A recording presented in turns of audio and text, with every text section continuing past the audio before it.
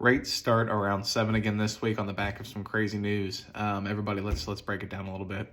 So last week, Russia tested an ICBM, right, which had nuclear capability. The bond market didn't react, or the market didn't react positively to that, right? Naturally, that's a level of insecurity on a global level that is going to drive investors to more secure stuff like bonds.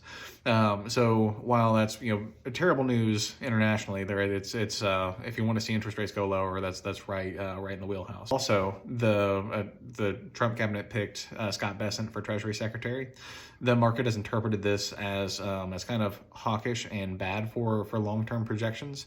So while that's yet to be seen, right? The market always has kind of a pushback reaction to everything that happens initially. We'll see where that leads.